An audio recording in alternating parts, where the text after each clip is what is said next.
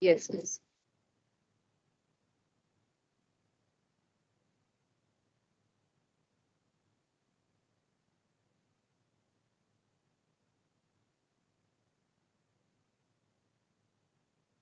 Yes, yes. Yes, yes.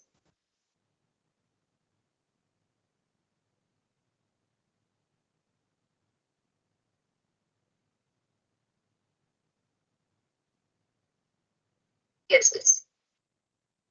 Yes, yes. Yes, yes. Yes, yes.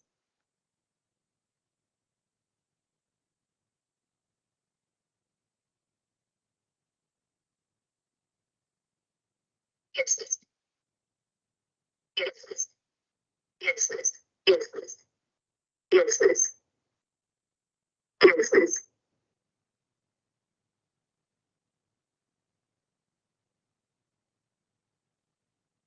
Yes, yes. Yes, yes. Yes, yes. Yes, yes. Hello and welcome to the NPTEL MOOCs course on development research methods. This is the second live interaction of this course, and I invite all the learners to be a part of this live interaction session. Those of you who have joined this interaction on the Microsoft Teams, I request all of you to put your videos on. What I'll do presently is to initially share a PPT with you and discuss what all we have covered so far, and where I would like to center this discussion, the later part of this course discussion and the takeaways from the course. And then if the learners who have joined this interaction have questions to pose, please feel free to pose the questions.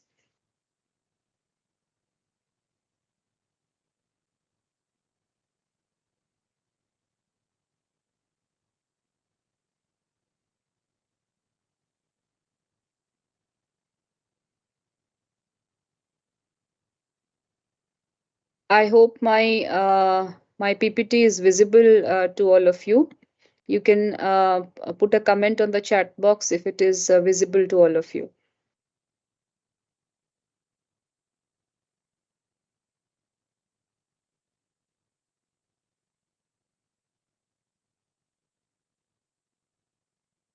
So, in this course, what we have done is in the first part of this course, we discussed, we had 4 weeks of lessons in which we discussed about we looked at the overview of development studies and development research.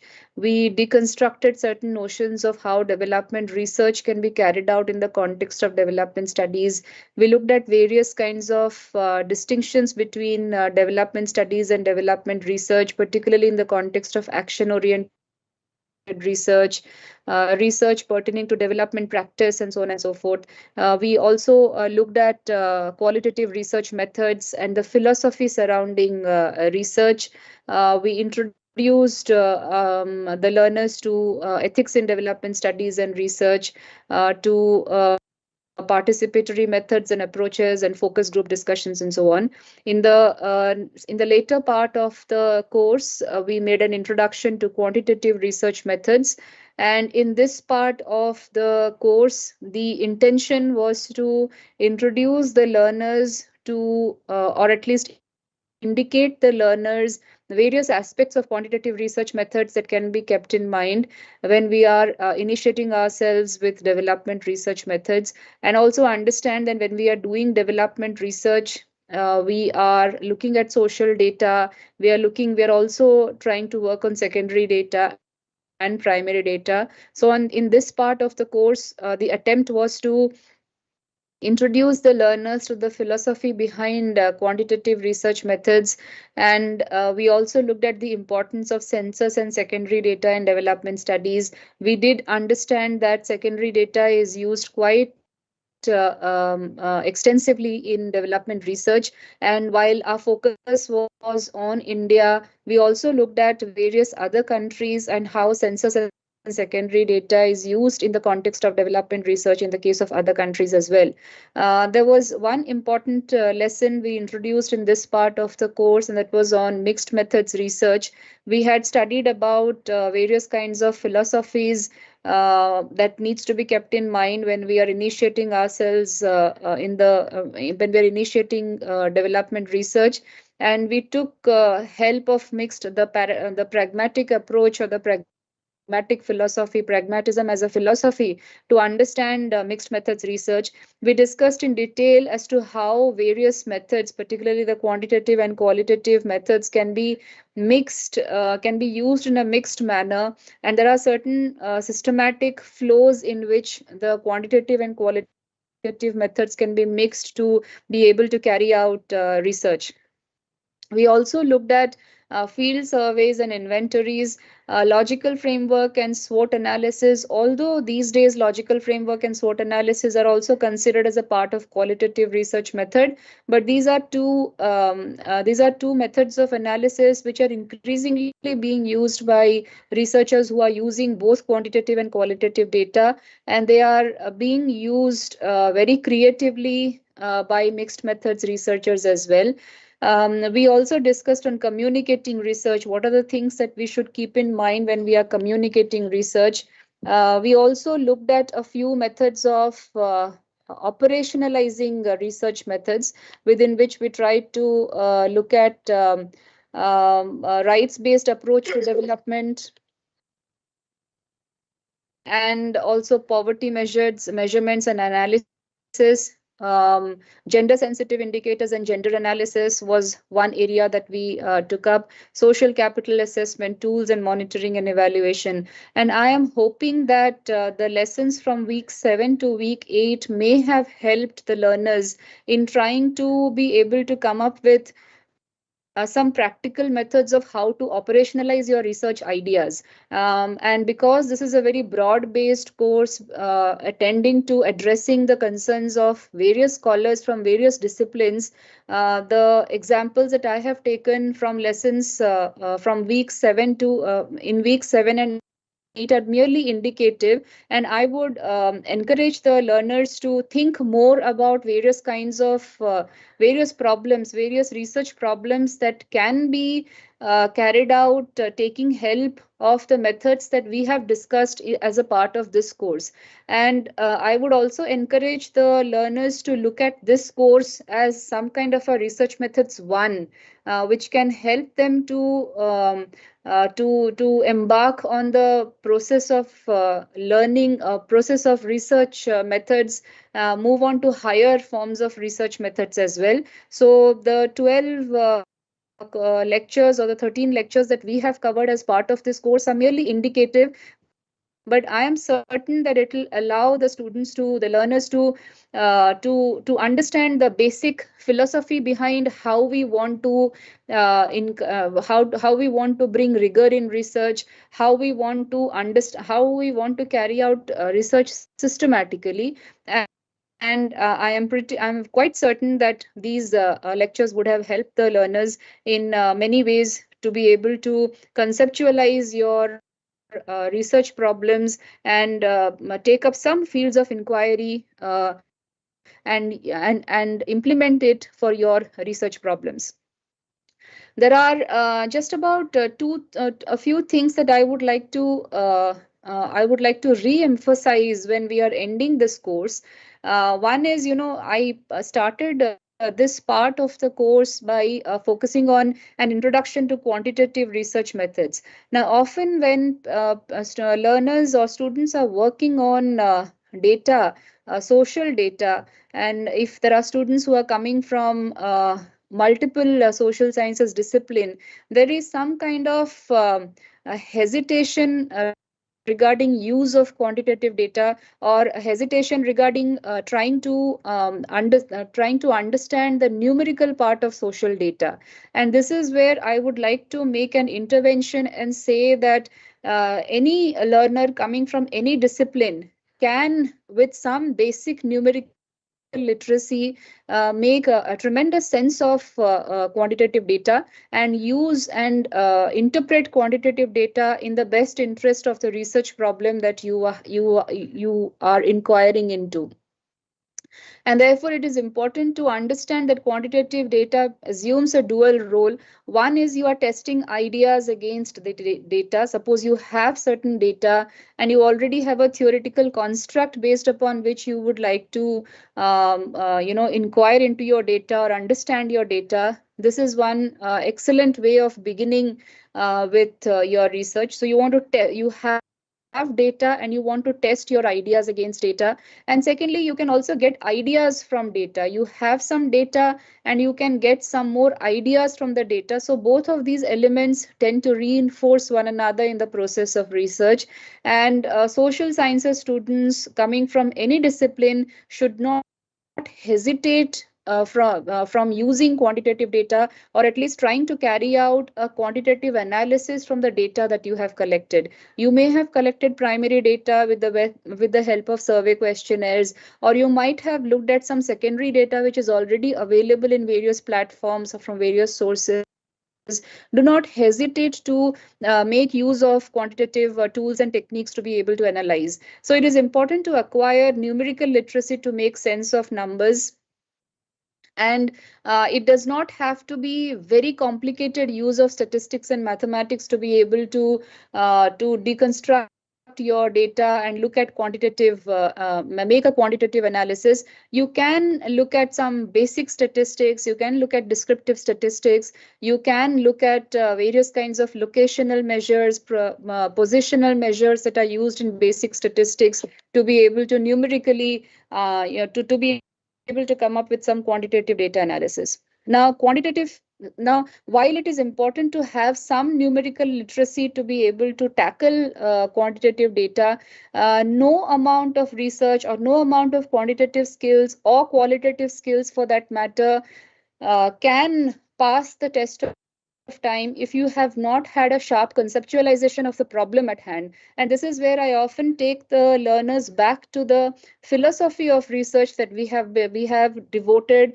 quite an amount of time in our course, where it is important for any student beginning research in any discipline to devote some time to understanding the philosophy of social sciences, or the philosophy of your discipline, the theoretical framework or the conceptual framework which you are trying to adopt for your research problem. Now, I also focused on using secondary data. And while there are official sources of secondary data, there are non-official sources of secondary data. When you are using secondary data, particularly in the context of social sciences, it is very important to question the secondary data. One is, of course, you need to question what is the source of your data, whether the source of your data is authentic or not, and then go on to build your analysis on the data, because you may get data from non-official sources, and any kind of robustness or robust tools and methods applied on non-reliable sources will of course not be acceptable by either by the audience that for whom you are trying to carry out this research, certainly not the public at large. So use the data systematically and creative, but question the secondary data that you are using. You must take time to look carefully at the structure of the tables and the various categories in which secondary data is available. You should be able to interrogate the data that you have, try to understand the data from different angles, and these questions need to be theory inspired and motivated by the key components of your research. And each research question gives you a different handle on the data. So follow up the questions that look promising, and these together should let you transform your data appropriately. There is one lesson that we had done on communicating research. And I think whatever kind of research that we undertake, whether it is qualitative research or quantitative research, communicating research is the key, and how you construct how to construct communication, how you ask key questions are very important. Some of the questions, there are five basic questions that you need to keep bear in your mind. One is, who are you communicating with? Are you communicating with the government? Are you communicating with your doctoral committee? Are you communicating with a non-government funder who has funded you to carry out your research? So who you are communicating with as far as the research is concerned, who is the target audience is very important. And when you know who are you communicating with, you should also be very well aware about what are their levels of knowledge, what are their roles, whether or not they hold any power in terms of the research findings that you are going to convey to them. Are they the right people to communicate with, and so on. So who question is very important. Similarly, what do the different stakeholders want? Suppose you're carrying out a development research. After you have conceptualized a problem and you are communicating a research, and you know who your stakeholders are, you surely need to ask the question, what do the different stakeholders want from your research? Why is your research important? These are certain questions that usually in academic research we do not give much importance to, because mostly we are reproducing our research for the doctoral committees. And academic research takes a long time, if at all, that it can be translated to program implementation and things like that. But when you are carrying out research with targeted funding, whether for the government or not, it is important that we ask the question, what do the different stakeholders want from our research, and whether or not we are able to deliver what is required of us to give back to the funder.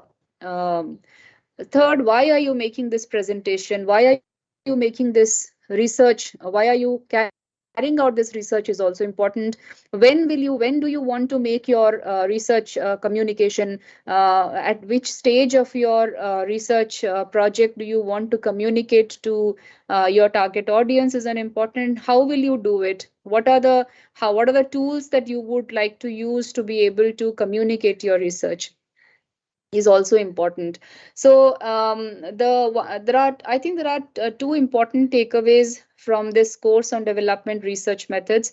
One is the philosophy of development research. I think any learner who has gone through all the lessons of this course should be able to make sense of the philosophy behind research, the different world views that needs to be kept in mind, the different hats, if you may, that we want to don when we are carrying out research.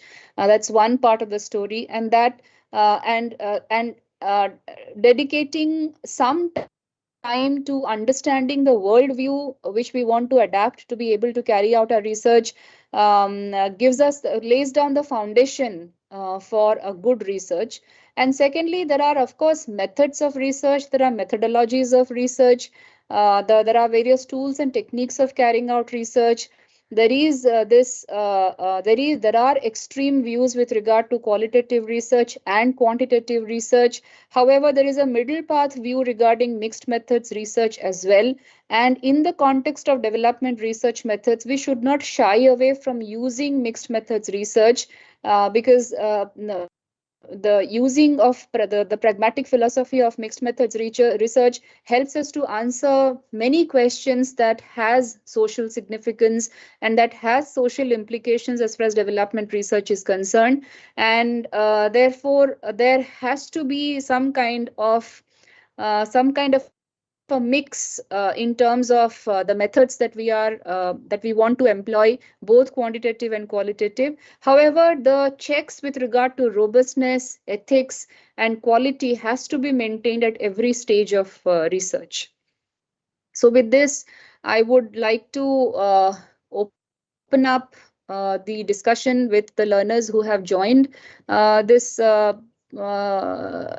this interaction meeting. Please feel free to put your questions either on the chat box on MS Teams or on YouTube.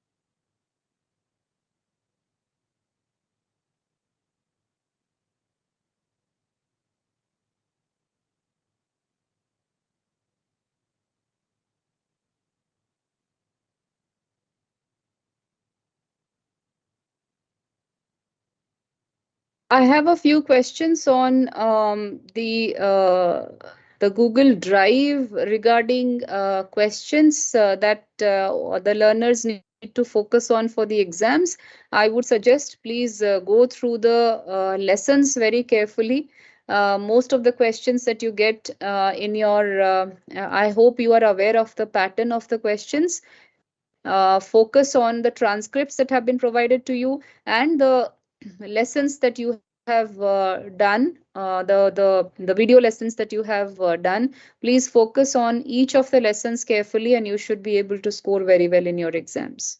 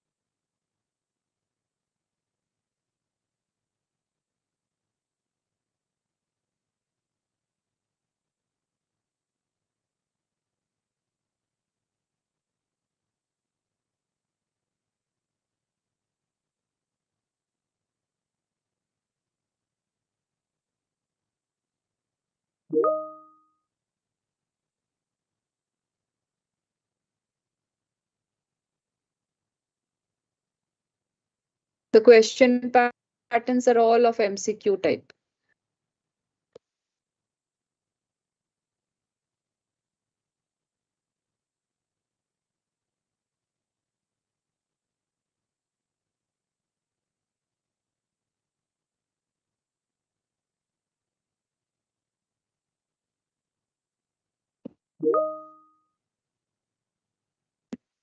So, if there are no further queries, we could probably end the interaction. However, we can hold on a few more minutes and encourage learners to pose questions still if you would like to.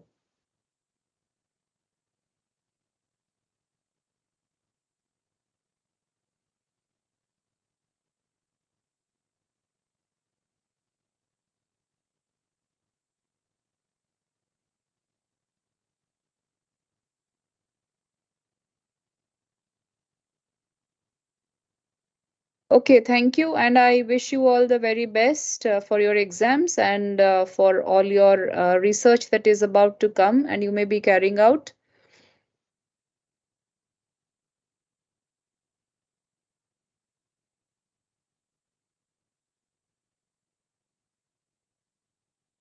I hope I have not missed out any questions if there are any. There will be no negative marking on your questions. I hope I have not missed out on any questions. Uh, I think we can end this interaction if there are not many, not any more questions. Thank you.